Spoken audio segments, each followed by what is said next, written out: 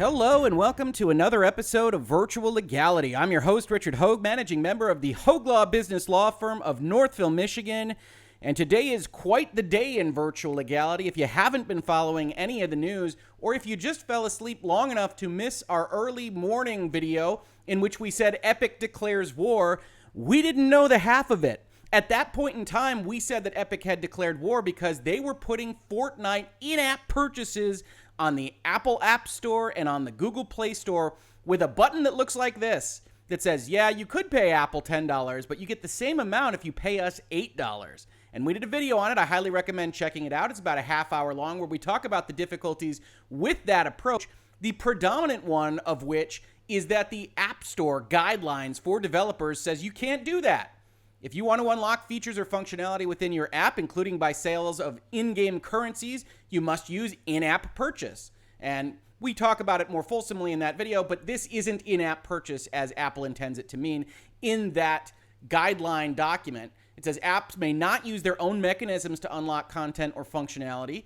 And more to the point here, 3.13b says you must not directly or indirectly target iOS users to use a purchasing method other than in-app purchase. And your general communications about other purchasing methods must not discourage the use of in-app purchase. So all of this language where you say, hey, you're spending way too much on fees in the Apple App Store and you shouldn't do that, you should just give us money directly.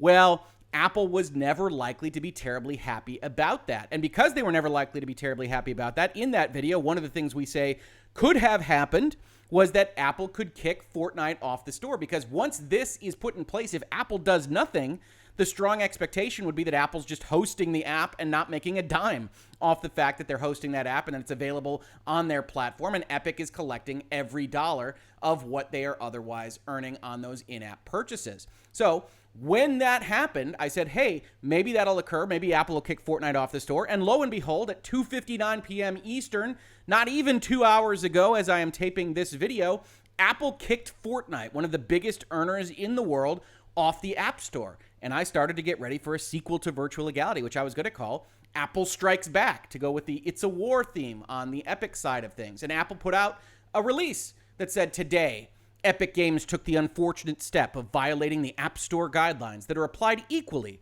to every developer and designed to keep the store safe for our users. As a result, their Fortnite app has been removed from the store. Epic enabled a feature in its app which was not reviewed or approved by Apple, and they did so with the express intent of violating the App Store guidelines regarding in-app payments that apply to every developer who sells digital goods or services. Epic has had apps on the App Store for a decade and have benefited from the App Store ecosystem, including its tools, testing, and distribution that Apple provides to all developers. Epic agreed to the App Store terms and guidelines freely, and we were glad that they've built such a successful business on the App Store. The fact that their business interests now lead them to push for a special arrangement does not change the fact that these guidelines create a level playing field for all developers and make the store safe for all users. So Apple comes out and says, hey, look, we have rules. You are deliberately running afoul of them, essentially to try to get a rise out of us, and a rise we will give you. We will pull your game off the store. And I thought, hey, that's a good idea for a sequel episode. Hey, I didn't expect all this to happen in one day, but we can get it done in Virtual Legality. But that was definitely not all, because immediately after that, literally minutes after this all happened, Epic Games filed legal papers in response to Apple. And as I say in this tweet, holy crap, Epic baited them deliberately for this outcome. Epic put in these moves, did these discounts, actually programmed these buttons in, had press releases, had all these materials made available to people that would be interested in this kind of thing deliberately to attack Apple. And if you go and you check out that earlier video, you will see all of the ways in which Tim Sweeney in his Twitter and elsewhere, the CEO of Epic, was attacking Apple for the past couple of months. So this was actually percolating, although even me in that video couldn't have predicted that they would be ready to file a federal antitrust action, which we will evaluate as part of this video, minutes after Apple took the action to take Fortnite off the store. So with that as the background, I had a number of people tweet me, ask me, direct message me, you got to cover this. I have Louis Proctor, who's given us some good ideas for Virtual Legality, tweeting me the Breaking Bad scene where Jesse is like, oh my God, mom and dad are fighting, and says this must be what Google is like because they don't want to make any mistakes now with Google Play because maybe Epic has a lawsuit ready to go for them as well. I said I quietly scrapped my Apple Strikes Back thumbnail in favor of Unreal All Hell Has Broken Loose. I, of course, went with Admiral Akbar, and it's a trap because that's exactly what Epic has done in this particular context. But we have to evaluate what was just filed as a federal case, a federal lawsuit against Apple Inc. by Epic Games Inc. for what amounts to antitrust violations. Now, before we get started, there's going to be a lot of background. This is going to be a pretty deep dive. We're going to try to take 65 pages of lawsuit and shrink it down into something manageable, something bite-sized. The thrust of this argument is that Apple is a monopolist over the iOS distribution of apps. And you might look at that and say, yeah, of course they are, Rick. And I might say exactly the same. In fact, you probably hear me say exactly the same as we discuss this lawsuit. But what the major question will be as part of this lawsuit is when Epic says Apple is a monopolist distributor of Apple apps, that they control the iOS operating system, the ecosystem on which all of their platforms rely, is that a sufficiently separate market that you can actually be a monopolist in that? We're going to talk about that a little bit more. But I have my doubts there. Epic wants to push this because they frankly want to save money when they're selling things on the App Store. And so they were ready to file a very, very, very long complaint against Apple.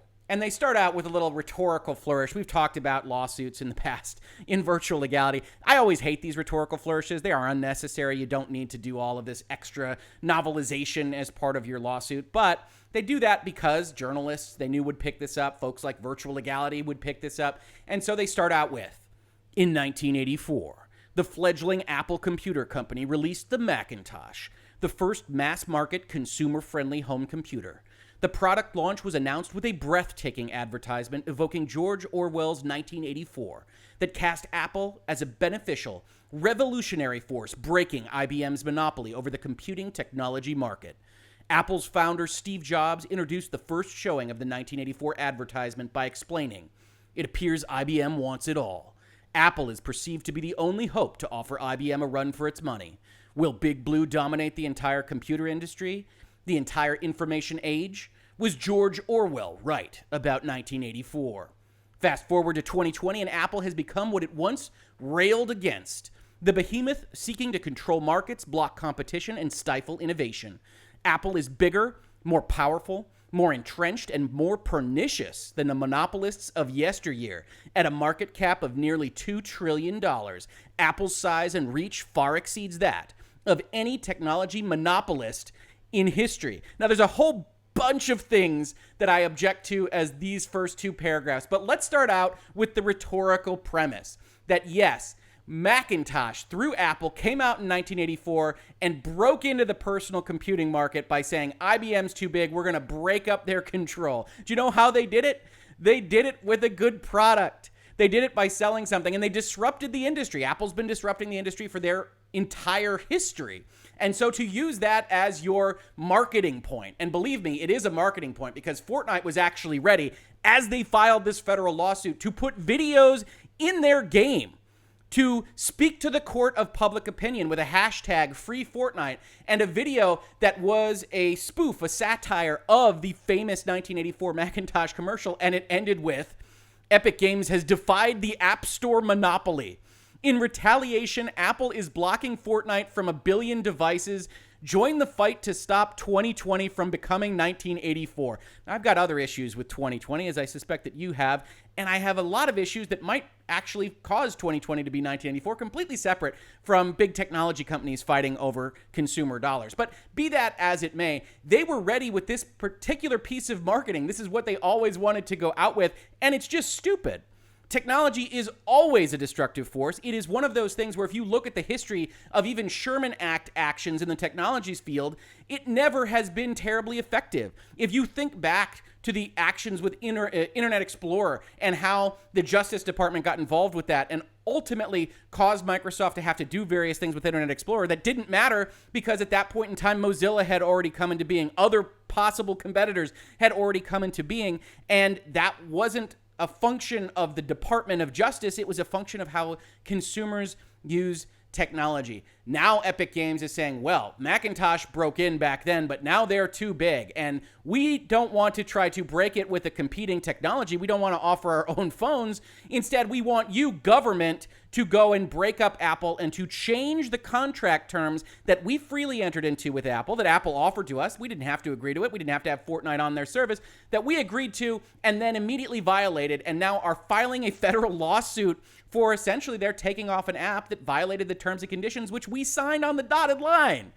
So yes, as we go through this action, and we are going to skip a lot of the details here, I apologize for that. I just want to keep it svelte. I don't want to waste your time with an hour and a half of going through every line of this lawsuit. If you take nothing else away from this, I do think that this is a problem. I do think that Epic's theory of the case is a problem. We're going to talk about why that is. But ultimately, every single person, if you take their market small enough, is a monopoly provider of the market that they provide, right? Who is the monopoly provider of virtual legality videos on YouTube? It's me. Who is the monopoly provider of Best Buy space in their retail outlets? It's Best Buy. If you go and you take the market small enough, if you say Apple is a monopolist of iOS distribution, then you've made the market so small as to be pointless to even try to evaluate. Every new technology is going to have a certain amount of control over that technology's use. That is, in fact, how we have built copyright and patent and technology rights and intellectual property.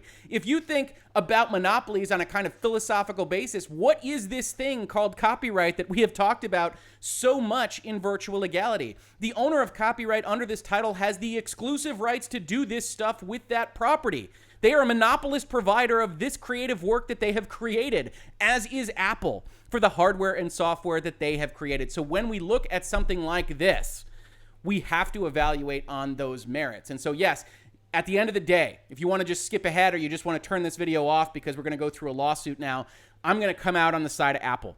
And yeah, they're a bigger company than Epic. I don't really like any of these folks fighting. You heard in the previous video that I did today that I think Apple was putting some pretty pretextual reasons for why they want to do what they want to do. But overall, they have the right to control what it is that they want to sell. And there is a value in a walled garden.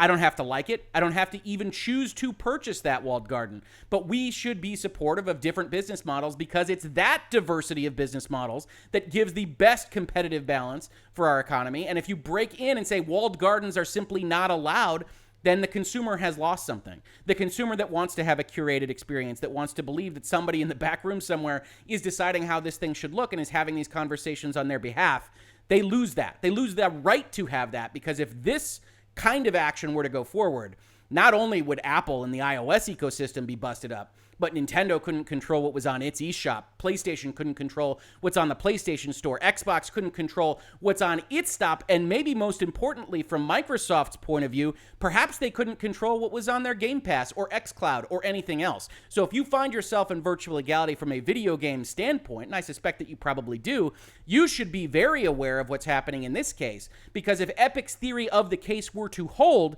regardless of whether Epic would want to pursue it against Nintendo or Sony or Microsoft, they wouldn't need to.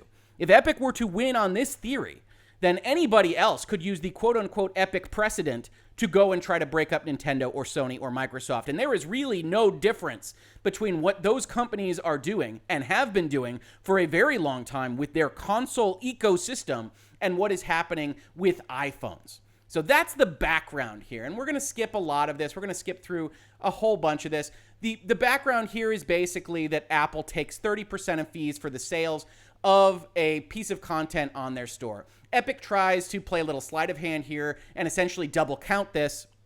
They say that the oppressive 30% is a 30% tax on the sale of every app, and then they also charge 30% for in-app purchases, a full 10 times lower than 10 times more than processing fees. And of course, in-app purchases aren't just processing fees. In-app purchases are just like apps. They are the storefront. They are being charged by Apple for essentially being available to their audience, that it's been curated and approved and all the review process has occurred, the Nintendo seal of quality, if you will, and you don't have to believe that that's worth a damn. You can think that Apple does a very piss-poor job of it. That doesn't matter. Apple still thinks that there's value to some people, and I will tell you, just from my personal interactions, that there is that value to some people. Some people just trust Apple to say, okay, they've gone through the stuff in the store, and they know that the in-app purchases aren't scams, and regardless of how you or I might feel about that in broad strokes, Apple has the right to go and pursue that competitive model. And Epic is kind of hiding the ball a little bit by suggesting that the in-app purchase fee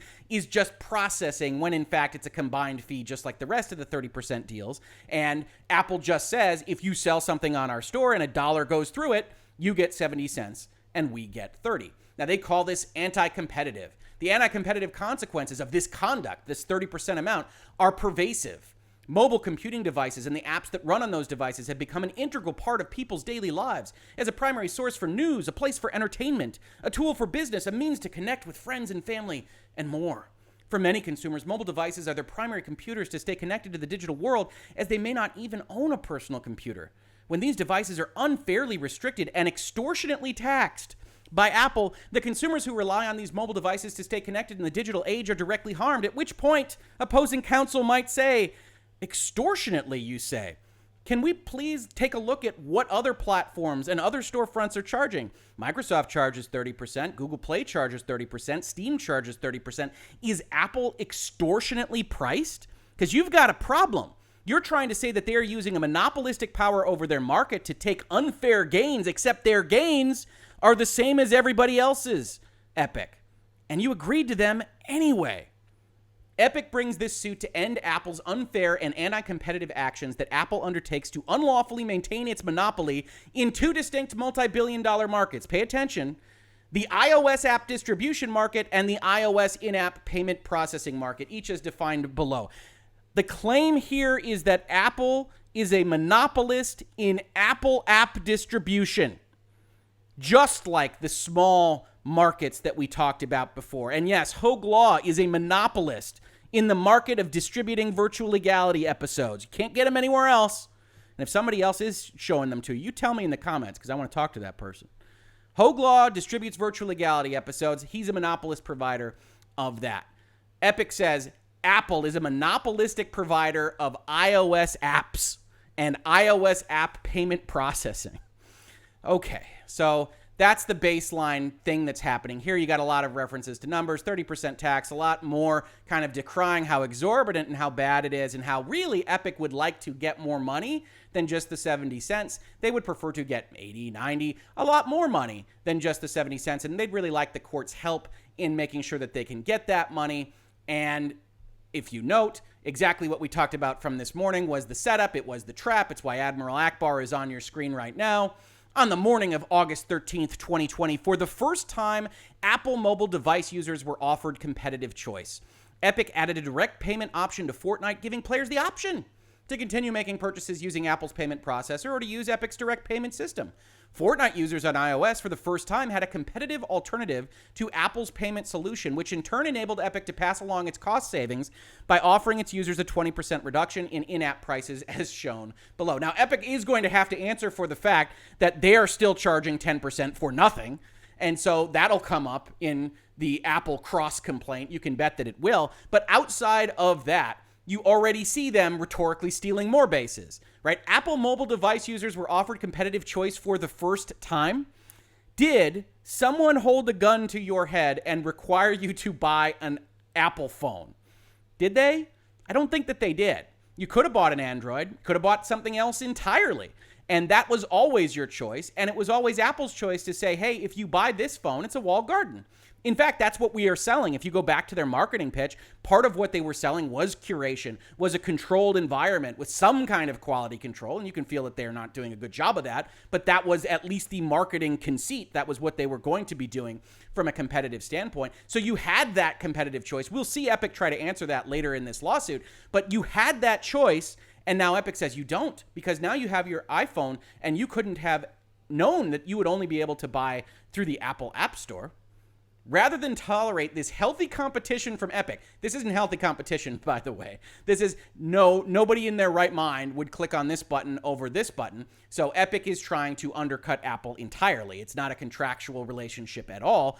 And if you believe that Apple has any right to get any money from the fact that they are controlling the space and hopefully doing quality control, making sure things work on the phone and kicking out things that don't. If you believe Apple has any right to any funds for that purpose, this is a non-starter. This can't be how this is approached because Apple just gets screwed. And so Epic knows that. Epic knows that Apple was likely to do this in response. Epic knew that Apple was going to do that. And they knew it enough that they had a lawsuit. This wasn't written today, folks. Ready to go. This also means that Fortnite players who download their app from the App Store will not receive updates to Fortnite through the App Store either automatically or by searching the App Store for the update. Apple's removal of Fortnite is yet another example of Apple flexing its enormous power in order to impose unreasonable restraints and unlawfully maintain its 100% monopoly over their in-app purchases contract. Accordingly, Epic seeks injunctive relief in court to end Apple's unreasonable and unlawful practices. Apple's conduct has caused and continues to cause Epic financial harm, but as noted above, Epic is not bringing this case to recover these damages. No, Judge. Epic is not seeking any monetary damages at all. Instead, Epic seeks to end Apple's dominance over key technology markets, open up the space for progress and ingenuity, and ensure that Apple mobile devices are open to the same competition as Apple's personal computers.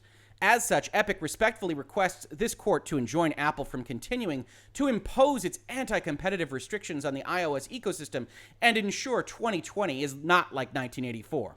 Now, amusingly, people have come to my comments from my earlier video today, but Epic runs a platform, a window, a storefront on the PC in which they curate what is available on their store, and they take 12% for that function. Now, there's a disagreement as to whether 30% or 12% is justified. Epic's trying to undercut the entirety of the market, but the rest of the market is, in fact, set at 30%. So when Epic comes in and says, well, Judge, these guys are monopolists because nobody can get in there, Epic has its own problem. And this is going to come up in the counterclaim, which is that they run a store that's curated, that not everybody can be a part of, that takes a flat percentage because that's the contractual number that the other party agrees to. And that's how contracts work.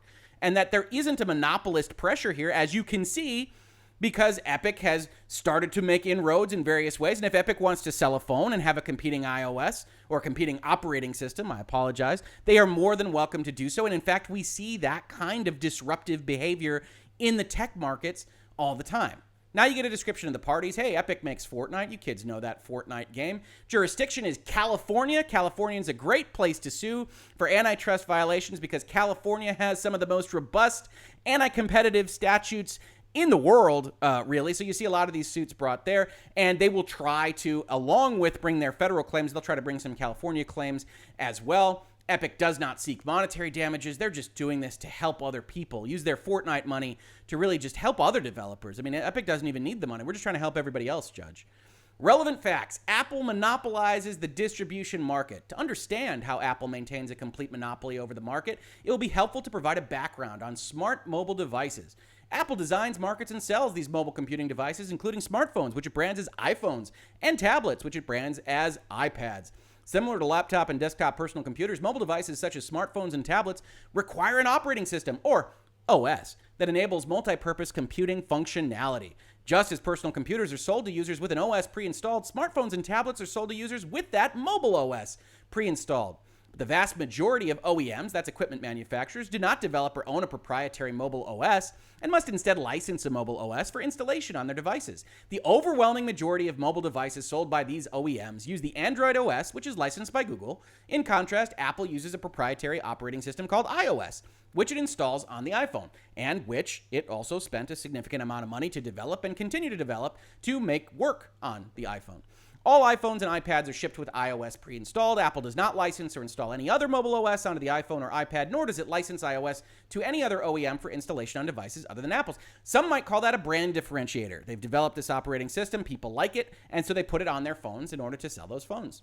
Thus, for mobile device users, there are effectively only two mobile operating systems to choose from: Google's Android OS or Apple's iOS. As of July 2020, these two operating systems accounted for nearly 100% of the worldwide mobile OS. First problem that you can probably point out already is that is two operating systems, not one, and we're going to be using the Sherman Act's monopoly power provisions to try to bring Apple down. Monopoly, of course, referring to one provider of the resource that already has an issue because technology comes and goes so quickly, but is not the sole provider, even of phone OSs in general. Mobile device users, including iOS device users, desire and use a number of apps in connection with their devices. Judge, they play games on these things. When the iPhone was first launched in 2007, it supported only Apple's native design apps and did not offer users access to any apps developed by third parties. Apple quickly changed its policy as just 1 year later, Apple released its new iPhone 3G model that opened up the iOS ecosystem to permit third-party developers to create new and innovative applications for iOS users. Since opening up its platform and up to today, the vast majority of apps are developed and programmed by third-party developers. Although Apple and Google, who control iOS and Android OS respectively, also develop and distribute apps of their own. To reach iOS app consumers and to make their investment in developing iOS apps profitable, app developers need to be able to distribute their iOS apps to users. These software programs are then updated. Apps are OS specific. The iOS user base is enormous. There are nearly 1 billion iPhone users worldwide and over 1.5 billion active iOS devices, including both phones and iPads. Typically, these users only use iOS devices and will not use mobile devices with a different OS, as is the consumer's right to choose, of course. iOS users are therefore a must-have market for app developers to compete in. That's an interesting one and certainly not legally useful. You want to get into that environment, then by all means do so, but must-have is a different kind of question. When Apple sells its iPhones and iPads, it chooses which apps to pre-install prior to the sale of the device to consumers, which Apple limits to its own apps. However, Apple can neither anticipate nor deliver the complete universe of apps that any particular iOS device purchaser may desire to use. All things that we know, right?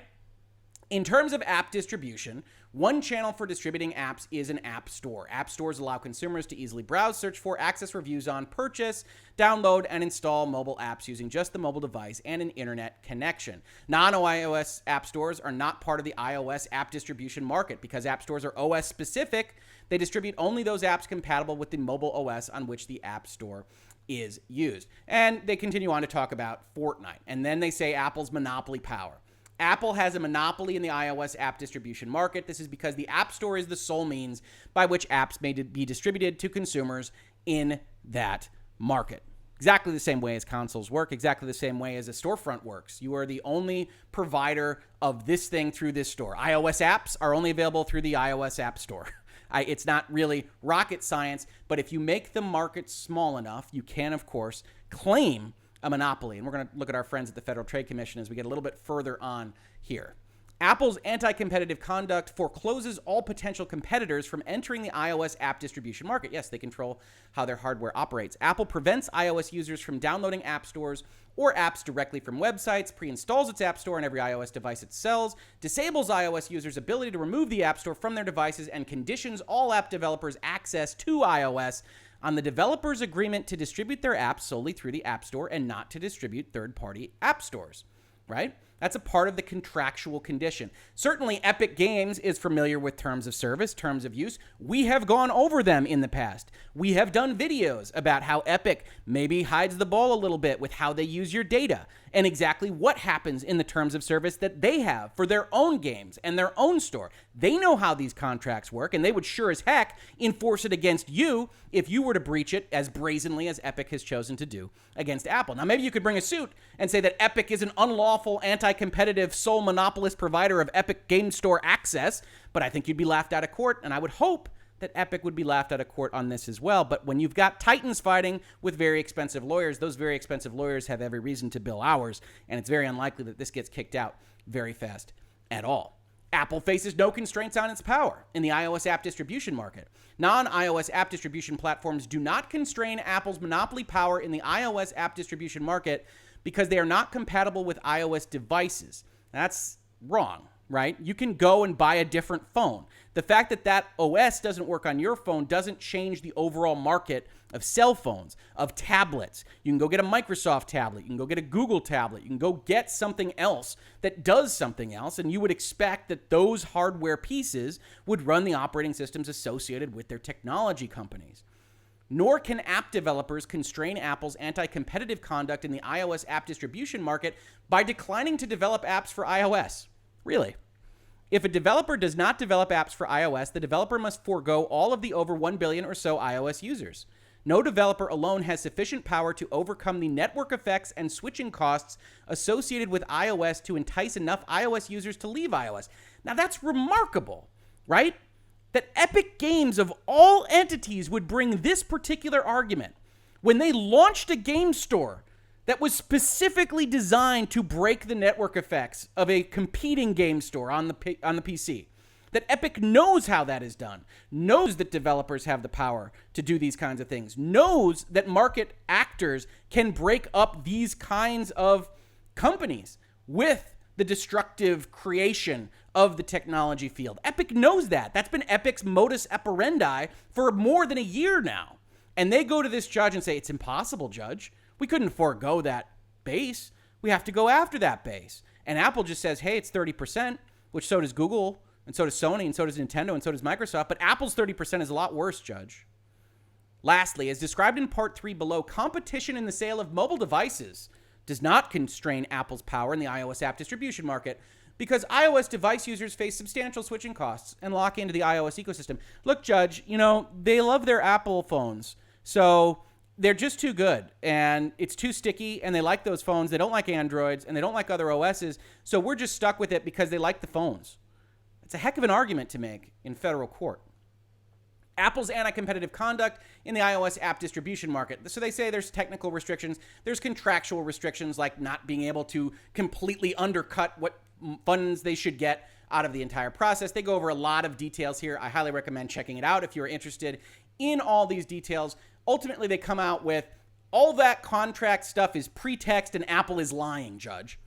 Apple has asserted that blocking third-party app distribution platforms is necessary to enforce privacy and security safeguards. This is a pretext that Apple has used to foreclose all competition. A simple comparison to how Apple handles third-party software on its Mac illustrates how baseless its justifications are. Again, personal computers are an entirely different market than personal cell phones or even tablets.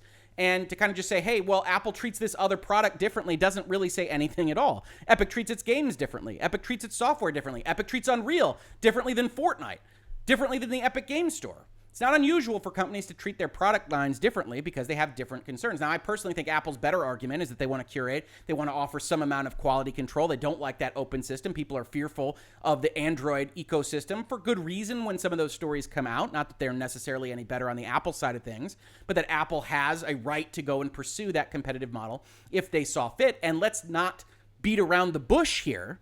If Epic were to win this fight, walled gardens can't exist.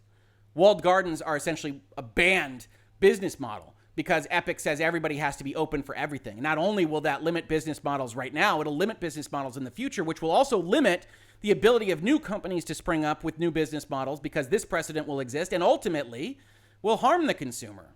One of the things that Sherman Act and antitrust is all about is protecting the consumer. So when you see something like this from Epic, they have to start making claims that what Apple is doing is harming the consumer specifically. And they have a tough case to make because these consumers are buying into this ecosystem of their own free will. As you saw from Apple's statement, it's correct. Epic entered their contract freely. The people that bought an iPhone entered into their contract freely. And they knew what they were going to get to some extent.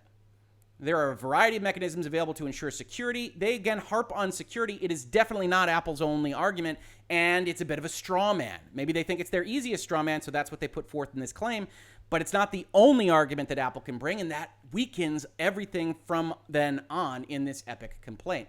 Then you have anti-competitive effects. Essentially, it takes up 30% of the dollars. We'd like to be able to sell more. There was an email that they once said that had said, hey, 30% is going to prohibit certain developers from doing certain things in this ecosystem, which undoubtedly it would, as any specific cost would as well. But the argument that they are making doesn't really hold water because 30% is 30%. So even though you can get an email that says, yes, which we acknowledge is prohibitive for many things, doesn't mean they don't have the right to do it, and it doesn't make it anti-competitive. Apple monopolizes the iOS in-app payment processing market. It's almost the exact same set of arguments. So we're going to skip ahead because we want to get to the claims. We really don't want this video to be an hour. Thank you for hanging on with me for so long. We have more to talk about, in particular with the claims that they are going to make. They get into various percentages here. They get into percentages about what the market is. Competition in the sale of mobile devices can't affect competition is, again, still, in my opinion, a loser for them, but it's what they have to try to establish because if the judge comes out and says, hey, 64% of Americans own an Apple product, the average American household owns 2.6 Apple products, but the market is still significantly bigger than that, judge, it's not just that. They have a monopoly on Apple products themselves within their own ecosystem is basically what they have to prove, right? In the first quarter of 2020, 50% of premium smartphones sold globally were iPhones. 57%. Apple's nearest competitor sold only 19%. Okay, but 57% is not generally thought of as monopoly power. Some judges will, and that's why if you're sitting in front of me in my offices at Hoeg Law, I will tell you, I can't tell you what a judge will say, but I can say that monopoly power is usually more than 57%. And certainly, in order to have a monopoly claim against someone, they have to be using that power in an anti-competitive way. And the fact that Apple's market is exactly the same as everybody else's presents a significant stumbling block to making that particular claim. So when we start to get into the Sherman Act stuff, and we're just going to scroll down to it so we can get to the counts, is when the rubber hits the road. So they've got all this background. 30% is too high. People are too sticky. They like their phones too much. You should break this thing open, Judge. You should enjoin them from having these contractual provisions. Allow us to do whatever we want. They should have to keep our stuff in their store, regardless of whether they get paid or not by the customers. That's what's fair, Judge. And here is why. Apple's conduct violates Section 2 of the Sherman Act, which prohibits the monopolization of any part of the trade or commerce among the several states or with foreign nations. The iOS app distribution market is a valid antitrust market. Full stop, right? Just by fiat. That's just a declaration, and it's a legal one. They don't establish any precedent. They don't talk about why this particular definition of the market would be a valid antitrust market, and that is the key to their entire claim. This one sentence, paragraph 186, skips the entirety of what will be the legal fight on this particular case. You can expect Apple's counterclaim to have 16 pages on paragraph 186. And instead, all they say is, yeah, it's a valid market. And in order to understand why that's so important, we have to dive into the Sherman Act, as promised, right? So when we go and we look at the Sherman Act, we look at Section 1 here. Let's look at Section 2 first. Every person who shall monopolize or attempt to monopolize or combine or conspire with any other person or persons to monopolize any part of the trade or commerce among the several states is guilty of a whole bunch of stuff. This is what you violate if you monopolize. The Sherman Act, written in 1890.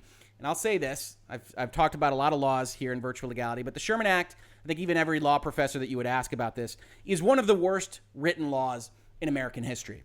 Right? Every person who shall monopolize some portion of trade is basically every contract that you could ever enter into.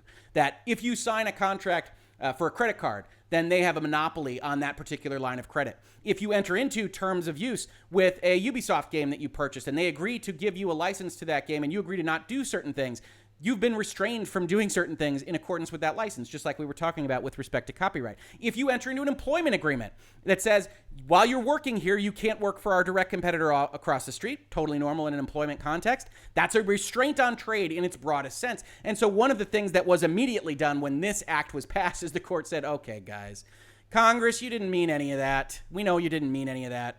Or as the Federal Trade Commission says in some of their outline materials, the Sherman Act outlaws every contract, combination, or conspiracy and restraint of trade, and any monopolization, attempted monopolization, or conspiracy or combination to monopolize. Long ago, really long ago, the Supreme Court decided that the Sherman Act does not prohibit every restraint of trade, only those that are unreasonable, right? They rewrote this law. And if you are familiar with virtual legality, if this isn't your first rodeo with me, you know I don't like this. I don't like courts stepping in and saying, well, Congress must have meant this. I like the court to say, well, we'll have to enforce it as written, and then Congress can revise the law, because otherwise you are left with these kinds of scenarios where anybody that's not a lawyer reads this and says, oh my God, everything's a monopoly. Did you just say every restraint of trade is illegal? How can I enter into any contract? How is any contract not a restraint of trade in some respect? And the court, of course, knows that. And the court says, all right, we'll rewrite it for you, Congress. And I don't like that approach, but that's what was done with respect to antitrust actions. So it's only unreasonable monopolization, only unreasonable restraint of trade. As the Federal Trade Commission says, for instance, in some sense, an agreement between two individuals to form a partnership restrains trade, but may not do so unreasonably and thus may be lawful under the antitrust laws. Almost certainly is. On the other hand, certain acts are considered so harmful to competition that they are almost always illegal. These include plain arrangements among competing individuals or businesses to fix prices, divide markets, or rig bids. So if Epic had made a claim with Apple and Google Play and Xbox and Nintendo and said, you guys got together in a smoky room and agreed that 30% was what you would charge, even though the market would probably only support 10 or 12 or 15%, and you in that smoky room decided to fix those prices, then yes, that's a Sherman Act complaint. But Apple has 30% and everybody else does too. Ooh, we're starting to have some issues, Epic. In terms of single firm conduct, which is what we're talking about here, Apple doing something on its own, it's not joined with others. Sherman Act cases are more difficult. Section 2 of the Sherman Act makes it unlawful for a company to monopolize or attempt to monopolize trade or commerce. As that law has been interpreted, it is not illegal for a company to have a monopoly, to charge high prices, or to try to achieve a monopoly position by what might be viewed by some as particularly aggressive methods.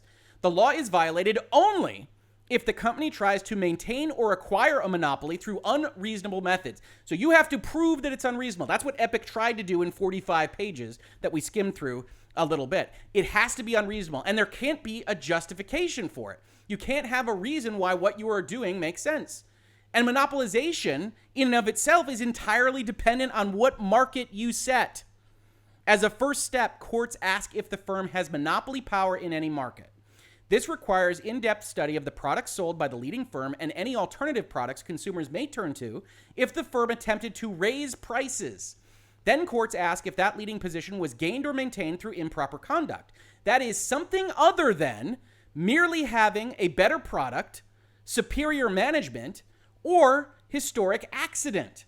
Any of those reasons is a justification to just hum along and operate with the power that you have otherwise been given. And historic accident might well be what the iPhone is. It came out at a time which just made sense. They have this big market position. They have 1 billion people, and they are charging the same price as everybody else. Courts do not require a literal monopoly before applying rules for single firm conduct, right? It doesn't have to be 100%. And so when we look and we see that iPhones are 57% of sales, it doesn't foreclose the ability for Epic to make the claim that they are a monopoly power, but it makes it more difficult. Monopoly is a term used as shorthand for a firm with significant and durable market power. That is, the long-term ability to raise price or exclude competitors. That is how that term is used here. A monopolist is a firm with significant and durable market power. Courts do look at the firm's market share, but typically do not find monopoly power if the firm, or a group of firms acting in concert, which is not the case here, has less than 50% of the sales of a particular product or service within a certain geographical area. Some courts have required much higher percentages. In addition, that leading position must be sustainable over time. If competing forces or the entry of new firms could discipline the conduct of the leading firm, courts are unlikely to find the firm has lasting market power. Finally, obtaining a monopoly by superior products, innovation, or business acumen is fully legal. If you're good at business, the Sherman Act doesn't come and say, stop being so good at business. And essentially, the Apple iPhone market exists entirely because Apple decided one day to create iPhones, sold them as walled gardens, continued that sales pitch, and developers for the entirety of its history have agreed to the contractual terms that Apple has set forth to the benefit of really everyone. Apple, consumers who are clearly happy with the product, as evidenced by Epic's own background paragraphs, and the developers that have made a fortune selling through that process. Apple's getting 30%, but those developers are getting 70% of every dollar that those developers make. So the Sherman Act is not an easy case to bring. It is a messy one. It has wording in the laws itself that is far too broad that the courts have interpreted differently. And so you have to be an antitrust lawyer to actually even go in and pull out all the precedents that might apply here.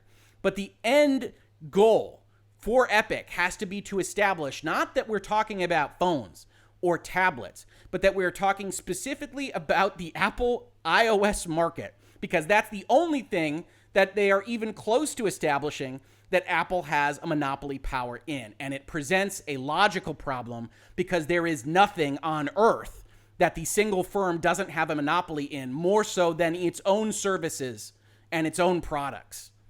Virtual Legality is a monopoly product of Hoeg law. Anything that you can think of is a monopoly product of the company that makes it. And that's going to be the ultimate problem with this. And even more so, the fact that Apple isn't charging exorbitant prices. There's no indication that the market would set a different price just because Epic Games came in with a bunch of Fortnite money to subsidize a lot of losses or loss leaders and said, really, the number is 12%. Because honestly, what we would like it to be is 12%. And now their entire plan for the past 2 years starts to become a little bit more in focus. So they go and they say the iOS app distribution market is an antitrust market. They're monopolizing it. Apple unlawfully maintains the power over that market. Its conduct affects a substantial volume of commerce. Apple's conduct has substantial anti-competitive effects, including increased prices and costs. That's going to be a heck of a thing to prove when every other market participant has the same costs. Reduced innovation and quality of service, and lowered output. Again, facts, not in evidence. You can go through all of that. I know I skimmed through a bunch of those. You might say, Rick, you didn't get to everything in every paragraph. They don't prove those points. They assert them. That's perfectly fine for a claim, but they're going to have issues in making any of these points stick. This is a leverage play for Epic against Apple to try to get them to negotiate down, because regardless of whether they win this case, this would be a very expensive case to defend for Apple, on the order of millions and millions and millions of dollars, and certainly a lot of public press about the issue in the first place. As an app distributor and as an app developer, Epic has been harmed by Apple's anti-competitive conduct in a manner that the antitrust laws were intended to prevent. Epic has suffered and continues to suffer harm and irreparable injury, and such harm and injury will not abate until an injunction ending Apple's anti-competitive conduct issues. Now understand, the Sherman Act is not so concerned with making sure that the competitor is okay. Competitors are always going to be angry at the market leader because the market leader is doing something better than them, is making more money, is controlling an ecosystem like Apple. The Sherman Act, the antitrust acts in general, philosophically, are about consumer protection. So they, at the end of the day, have to prove that consumers are harmed by this. And consumers spending all sorts of money in various ecosystems, including on the consoles at the very same price points, are trouble for them. And that's exactly why they dropped the prices on those consoles at the same time that they dropped them for the Apple ecosystem. Now, it'll be very interesting if there's a diligence process, if there's a discovery period, to find out whether Epic got any kind of concession from those console folks on the discounts that they just put forth on Fortnite. Because if they didn't, and Microsoft and Sony and Nintendo are still taking their 30% cut, then Epic is essentially just the Wizard of Oz, performing illusions to try to make it look like Apple is doing exorbitant things and making consumers hurt. But that is not, in fact, what they are doing. Epic is just willing to take a loss lead on the sales on the console in order to make Apple and Google Play look bad. Now, we don't know what is going on that side of the question, but that very well could be the case. Sherman Act 2 follows from the same kind of thought process. It is the same kind of thing. It's the same provision. They have the same issue with respect to the app distribution market. Sherman Act 1, unreasonable restraints of trade, very similar kind of concept. Apple forces developers to agree to Apple's unlawful terms. No indication of why they're unlawful exactly. They think they're outside of market. They're monopolist prices. But then essentially everybody's a monopolist in their own ecosystem, and everybody decided on the same percentage. Epic has all sorts of logic problems with this particular complaint. The challenged provisions of the developer agreement and the terms of Apple's App Store review guidelines unreasonably restrain competition in the iOS app distribution market, restrains trade, does all these bad things. We suffer, will continue to suffer harm. Then we bring those complaints about in-app processing, which is the exact same kind of concept, just with in-app purchases. Same language, same kind of consideration. All of these counts do the same thing. And then you get down to adding California stuff. And California has certain rules, like I said, that are more significant, more hardcore than even the federal rules. And so you bring the claim in California, you say, hey, there's a combination of anti-competitive conduct when a single firm coerces other market participants to involuntarily adhere to the anti-competitive scheme. It says Apple is forcing developers to help this along, again, with guns to their head, with offering a great product with a big user base. Epic just wants to make this money, folks. They do. And that's more power to them. But that doesn't make their legal claim any better. You then have unreasonable restraints of trade, California style, and of course, more on the in-app processing issue. And I think this is probably about it. I think you also have an unfair competition law, right? So we've talked about this with respect to California claims in the past. This is the blanket umbrella law that says basically if you violated anything else in California law and you're operating a business, then that was unfair competition because your competitors didn't also break that law. They were following the rules, and so you unfairly and unjustly were enriched by your breaking of our laws. So they toss on some California stuff, but it all lives and dies in the same place.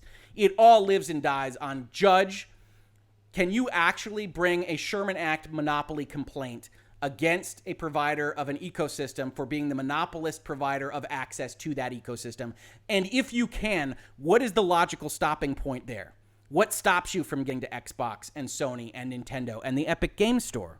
Or what stops you from getting to Epic being the monopoly provider of the Unreal Engine? How are they allowed to enter into contractual terms with other people when we don't know what those terms would be if everyone else were allowed to just purchase and sell licenses to the Unreal Engine? You have a lot of issues with this type of claim, and Epic knows it. They're trying to make waves. They're trying to make this a marketing piece. That's why they went live with the video. That's why they baited Apple this morning, and it's why they aren't asking for damages right now. They're trying to be as clean-handed as possible. Wherefore, plaintiff Epic respectfully requests that the court enter judgment in favor of Epic and against defendant Apple, issuing an injunction prohibiting Apple's anti-competitive conduct and mandating that Apple take all necessary steps to cease unlawful conduct and to restore competition within the iOS ecosystem. Awarding a declaration that the contractual and policy restraints complained of herein are unlawful and unenforceable, awarding any other equitable relief necessary to help all of this, and granting such other and further relief as the court deems just and proper. We're not asking for money, Judge. We just want things to be fair. And of course, not for the Epic Games Store, not for the provision of the contractual relationships that we have, but only because we think it's unfair that Apple is just so popular, that so many people like it. Even if it's 57% of sales, so many people want an Apple iPhone that we just have to agree to 30% and agree to 30% on Xbox and Sony and Nintendo. So hopefully, even though this is coming up on a little bit close to an hour, this was a useful deep dive as to what is happening today. Overall, this has been a crazy day for video games, from Epic apparently baiting Apple to pull Fortnite off the store with a button that says, don't ever pay Apple any money ever, violating their provisions absolutely directly and intentionally, and then forcing Apple to kick Fortnite off the store before they brought a lawsuit on their own. Hopefully this has been that kind of educational video for you. We like to talk about these things. There is no doubt in my mind that we will be talking about this issue now and well into the future. We might even start a playlist with only 2 videos because this is going to be a big deal for a long time to come. This has been Virtual Legality again for today. I hope you enjoyed this. Please like, subscribe, share, tell folks about this video. I will try to put timestamps in here to help folks understand where they can click to get better information about what's happening here. There is very likely to be a lot of rough journalism on this. This isn't the game journalist's fault. This is way outside their wheelhouse, and I'm perfectly happy to give quotes to anybody that needs them. Please feel free to contact me at rhoeg@hoeglaw. But outside of that, give them a break. This is difficult stuff. Direct them over here. Tell them to watch this video. I'll answer any questions that they have. I think this is an important conversation to have. This is fantastically, existentially important if Epic were to win this kind of claim to everything that we know and love about console video gaming in particular. And otherwise, subscribe, ring bells, do all the rest of the stuff that I know you love to do. I love to have these conversations with you in the comments to my video. I will link everything that we've talked about in this video in the description. And thank you very much for checking out Virtual Legality. If you did check it out on YouTube, thank you so much for watching. And if you listen to it as a podcast, thank you so much for listening. Heck of a day, and I will catch you on the very next episode of Virtual Legality. Virtual Legality is a YouTube video series with audio podcast versions presented as commentary and for education and entertainment purposes only. It does not constitute legal advice and does not create an attorney-client relationship. If you have legal questions about the topics discussed, please consult your own legal counsel.